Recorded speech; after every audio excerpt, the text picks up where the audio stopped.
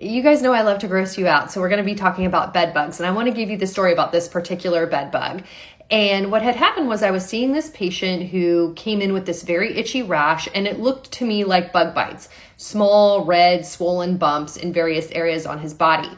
And when we see patients with what look like bug bites, we are not able to determine what bug is actually biting the patient. Even if I were to do a skin biopsy, it's just going to show me the inflammatory pattern that is seen with a bug bite, but it's not actually going to tell us what specifically is biting the patient.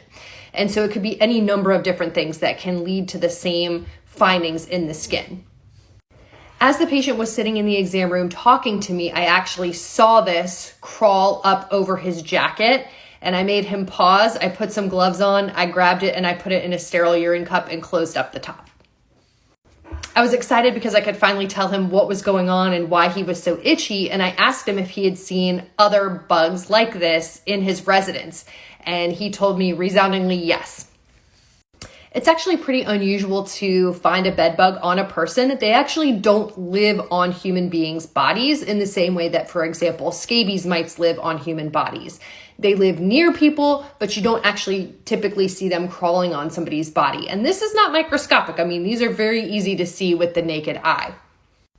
Bed bugs are found most commonly in cracks, crevices, and seams. So that is the place that you want to look for them if you have lesions that are suspicious for bed bug bites.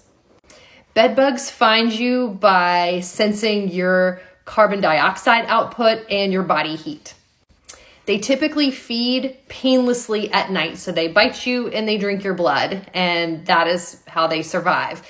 This particular bed bug that I captured and put in this sterile urine cup with the top tightly sealed, I left in my office for well over a month, and it was still alive.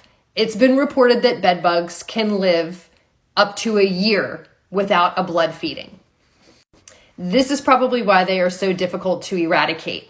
Now, if I'm suspicious of the diagnosis of bed bugs and I don't find the bug on the person, then I might recommend that they have an exterminator come to their residence and evaluate for it. This requires professional extermination to treat, and they use insecticides and also heat therapy to try to get rid of them, but these are not easy to get rid of.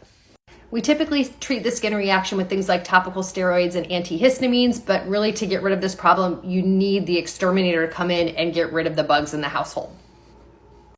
If you're traveling, this is a risk factor for bed bugs, so make sure you check into your hotel, look at all the seams of the mattresses, keep your luggage up off of the floor away from the bed, and also any clothes that you wear, seal them up in a plastic bag.